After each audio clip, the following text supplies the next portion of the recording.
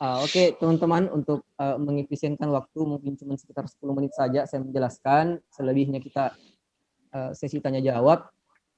Ini yang saya membaginya ke dalam 5 ya. Yang pertama siapa itu Fatimah. Nah, Sayyidah Fatimah Zahra itu adalah putri dari dua orang tua termulia, yakni Rasulullah Muhammad SAW dengan Khadijah Al-Kubra, juga suami laki-laki atau pemuda termulia Sayyidina Ali, dan juga merupakan ibunda dari anak-anak termulia atau dua pemuda ahli surga, Hasan dan Husain. Juga sebenarnya beliau punya dua putri.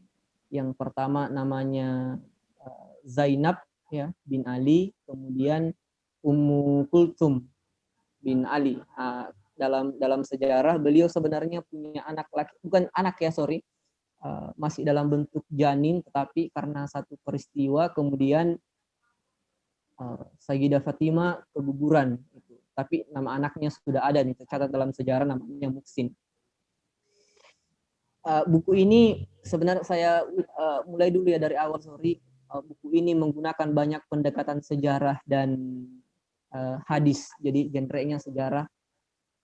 Juga banyak mengutip hadis-hadis ya, cuma mungkin saya tidak akan menjelaskan serinci itu. Teman-teman bisa membaca sendirilah bukunya untuk memperdalam. Nah, julukan dari Sayyidah Fatimah itu adalah Ummi Abiha, atau dia adalah ibu bagi ayahnya pasca meninggalnya ibundanya, tentunya dalam hal ini Khadijah ya. Ibundanya meninggal ketika beliau berusia 6 tahun pada saat itu, dan pasca ibundanya meninggal ya dia yang menjadi pelipur lara ayahnya. Setelah mendapat cacian, setelah mendapat fitnah, kembali ke rumah dalam keadaan lesu, Fatimah yang melipur lara ayahnya, makanya dia dijuluki sebagai ibu dari ayahnya. Kita lanjut ke bab yang kedua, keteladanan Fatimah. Beliau adalah teladan paripurna dalam berbagai hal ya, kesuhudan, kesederhanaan, kebajikan. Ada satu riwayat yang sangat menarik, dan sepertinya ini bukan kali pertama saya mengutip ini. Hasan dan Husain pada saat itu dalam keadaan sakit, dan kemudian ada sahabat yang mengatakan bahwa sebaiknya kalian melakukan nasar kalau misalnya anak kalian sembuh, misalnya puasa. Nah, Fatimah dan Ali melakukan itu. Setelah Hasan dan Husain sembuh, kemudian mereka berpuasa, dan pada saat mereka ingin berbuka, ada orang miskin datang meminta makanannya, kemudian beliau memberikannya, padahal dia sendiri sangat membutuhkannya. Tercatat dalam sejarah kejadian itu terjadi sampai 4 kali bahkan, hingga pada satu ketika keluarga Ali beserta dengan anaknya datang menemui Rasulullah dalam keadaan yang sangat lapar. Dan dalam satu riwayat dijelaskan, sorry ya ini banyak riwayat karena memang pendekatan buku ini seperti begitu,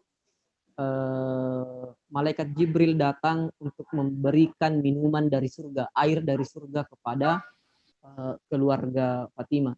Jadi itu sesuatu yang sangat, menurut saya sangat menakjubkan di satu sisi, sangat mistis ya di satu sisi, dan di sisi lain ada hikmah yang bisa kita petik dari seorang Fatimah, bahwa dalam segi kedermawanan, segi kebajikan, kebaikan hati, kemurahan hati, beliau juga tidak tertandingi.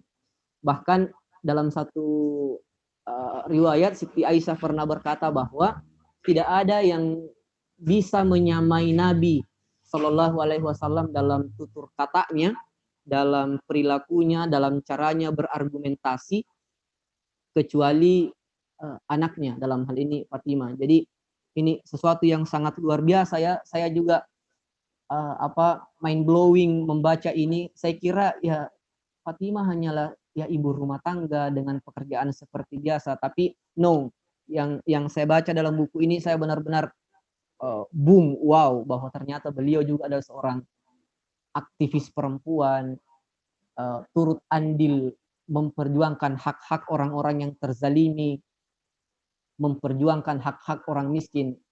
Jadi saya sangat sesuatu yang baru gitu saya dapatkan tentang keteladanan beliau. Lalu bagaimana kedalaman ilmu dan akhlak Sayyidah Fatimah?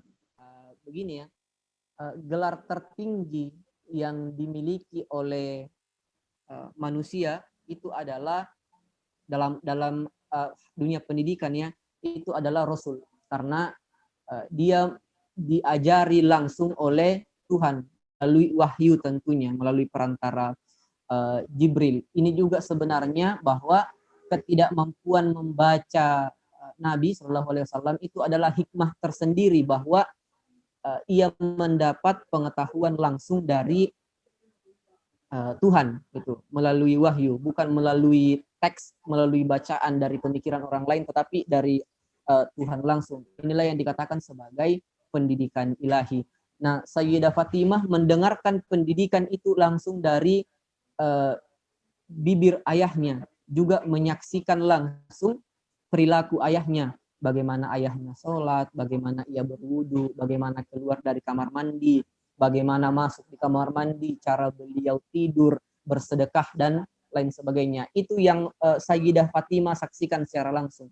Sehingga dari segi keilmuan, baik itu fikih maupun akidah, Sayyidah Fatimah adalah perempuan yang sangat khatam pada wilayah itu, fikih dan akidah. Lagi-lagi karena ia menyaksikan langsung manusia yang diajari langsung oleh Tuhan gitu. Menarik ini ketika Sayyidah Fatimah melakukan pengajian di satu tempat, kemudian Nabi Shallallahu Alaihi Wasallam datang. Apa yang Fatimah lakukan? Beliau berdiri, kemudian mencium tangan ayahnya dan menyuruhnya duduk untuk ikut dalam majelis ilmu. Nah, luar biasanya ternyata di waktu yang lain Nabi Shallallahu Alaihi Wasallam juga melakukan hal yang sama, yakni ketika Nabi dalam majelis ilmu, kemudian Fatimah datang, ya Nabi lakukan juga sama. Beliau berdiri, kemudian menjemput Fatimah, menjemput anaknya, mencium tangan anaknya bahkan, dan menyuruhnya ikut dalam majelis ilmu. Ini sesuatu yang sangat luar biasa, seorang Nabi mencium tangan anaknya loh. Sehingga dalam sejarah Nabi Muhammad itu cuma mencium 2 tangan manusia. Satu putrinya sendiri, dalam hal ini Fatimah, dan yang kedua adalah seorang lelaki, seorang buruh yang tangannya kasar karena mencari nafkah yang halal untuk membiayai keluarganya. Nah, dalam hal akhlak tidak ada kebohongan yang keluar dari mulut Sayyidah Fatimah. Mulutnya juga atau setiap kata-katanya tidak pernah menyakiti hati orang lain, kecuali kalau pantas ya, misalnya orang itu melakukan kezaliman kepada orang banyak atau melakukan pengkhianatan terhadap usaha Nabi untuk mensiarkan agama Islam, beliau pasti menusuk hatinya dengan kata-kata yang sangat tajam. Sayyidah Fatimah juga dikenal sebagai orator yang sangat ulung ya. Beliau pernah berorasi di satu masjid ketika sejarahnya ketika tanah Fadak itu yang diwariskan kepada keluarganya Fatimah itu dirampas oleh pemerintah. Nah itu akan kita bahas dalam bab yang keempat, bagaimana Fatimah melawan penguasa. Nah sebenarnya problem besar ini terjadi ketika Rasul Shallallahu Alaihi Wasallam wafat ya. Belum juga kering air mata keluarganya para nabi, sahabat yang lain itu sudah membahas kira-kira siapa nih pemimpin berikutnya. Kemudian terpilihlah Abu Bakar melalui dewan-dewannya yang dia pilih di di Bani Sakifah, nama tempatnya, ditetapkan Abu Bakar sebagai khalifah pengganti Nabi. Nah, disinilah mulai ada semacam di bahasa sederhananya terpecah antara pendukung Ali di satu sisi yang mengatakan bahwa Ali yang harus menjadi pengganti Nabi yang pertama, dan kelompok yang lain yang mengatakan Abu Bakar gitu. Karena mungkin senioritas. Pun juga ada satu pendapat yang mengatakan bahwa lebih pantas Ali karena lebih dekat dengan Rasul. Kemudian satu hari Rasul memang pernah mengangkat Ali Ghadir Hum sebagai pemimpinnya. Nah, sejauh ini Fatimah kemudian terseret panjang ketika pemerintahan mulai terganggu karena kekurangan sumber daya alam. Kekurangan sumber daya alam sehingga pemerintah membutuhkan pemasukan untuk mengelola pemerintahan nih. Nah, salah satu tanah pertanian yang sangat produktif itu adalah tanah Fadak. Tanah Fadak itu merupakan tanah saya agak miss sejarahnya, mungkin adalah rampasan perang. I don't know, mungkin Kak Tonton ngerti sejarahnya, bisa diluruskan sebentar. Tetapi yang saya tahu bahwa tanah Fadak ini itu diwariskan kepada Sayyidah Fatimah, kemudian itu digunakan untuk kepentingan orang-orang miskin, gitu, orang-orang yang membutuhkan makanan, karena itu pertanian yang subur. Tetapi ada klaim yang lain ketika Abu Bakar mengatakan bahwa Nabi menginfakkan ini kepada orang miskin gitu untuk kami kelola gitu. Jadi tidak serta merta diberikan kepada Fatimah. Nah, inilah yang membuat Sayyidina Ali kemudian Fatimah menemui Abu Bakar berkali-kali untuk meminta haknya, tapi kemudian Abu Bakar mengatakan bahwa tunjukkan saya dalil, tunjukkan saya bukti bahwa memang tanah ini, tanah Fadak ini diberikan kepada Fatimah oleh Nabi Shallallahu Alaihi Wasallam, kayak gitu. Nah, mulai terseret di sini Sayyidah Fatimah secara lebih mendalam. Satu, dia adalah pendukung yang sangat getol tentu bagi suaminya. Kedua adalah tanah Fadak ini diberikan kepada dia hak warisnya, kayak gitu. Jadi dia terseret lebih jauh dalam kondisi politik. Banyak sekali, agak panjang memang sejarahnya ya, terutama dalam narasi yang begitu panjang disampaikan oleh Sayyidah Fatimah di satu masjid, ada para penguasa di situ dan rakyat, dia berorasi di situ. Saya sampai merinding membaca gitu orasinya, sambil saya membayangkan ada perempuan menggunakan hijab kemudian dia berorasi dengan lantang. Waduh, itu luar biasa sih. Untuk ini di bab yang terakhir, akhir dari kehidupan beliau. Membaca bab terakhir ini saya sangat rekomendasikan kepada teman-teman. Saya membaca ini luar biasa. Saya tidak bisa menahan air mata saya menetes ketika membaca ini, bagaimana akhir-akhir ketika beliau sakit, tidak bisa lagi menahan sakitnya karena tulang rusuknya patah, pipinya juga bengkak. Ada satu peristiwa yang saya agak miss sih sebabnya, apa sebab dari peristiwa itu, tetapi satu hari Sayyidah Fatimah di rumah, ada yang mendobrak pintunya sangat keras sampai terlempar ke Sayyidah Fatimah karena berada di belakang pintu. Nah, itu yang menyebabkan tulang rusuknya patah dengan janinnya yang sudah diberi nama Muksin itu tidak bisa diselamatkan. Dan penyakit itu juga, luka itu juga yang dibawa Sayyidah Fatimah wafat. Yang membuat saya menangis adalah ketika tidak bisa lagi ditahan sakitnya Bunda Fatimah, kemudian dia mendengar suara ayahnya memanggil. Jadi jarak antara Nabi meninggal dengan Fatimah itu cuma sekitar 6 bulanan. Jadi dia adalah keluarga pertama yang menyusul Nabi. Dia mendengar suara ayahnya memanggil, kemudian Sayyidah Fatimah dengan segala kekuatan terakhirnya dia mengumpulkan semangatnya, kemudian bangun, membersihkan pakaian anaknya, membersihkan pakaian anak Hasan dan Husain dengan tangan yang gemetaran. Beliau menganggap bahwa sebentar lagi anakku akan kehilangan ibunya, jadi mungkin ini kesempatan terakhir saya untuk membersihkan pakaiannya.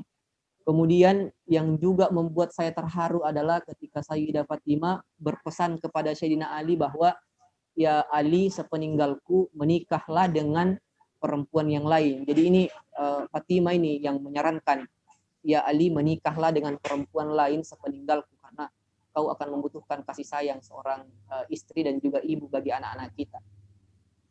Kemudian dia juga berpesan bahwa kuburkan saya dalam keadaan tengah malam ketika orang lain tidur, ya, supaya para pengkhianat itu tadi dalam rentan sejarah yang panjang dalam pertarungan beliau melawan para penguasa, Sayyidah Fatimah tidak mau orang-orang itu datang ke pusaranya. Jadi memang Sayyidina Ali menyembunyikan gitu makamnya. Bahkan dalam riwayat Sayyidina Ali itu bikin 7 makam atau mungkin lebih dari 7 makam di daerah Baki supaya orang-orang tertipu. Mereka tidak tahu di mana kini makamnya Sayyidah Fatimah.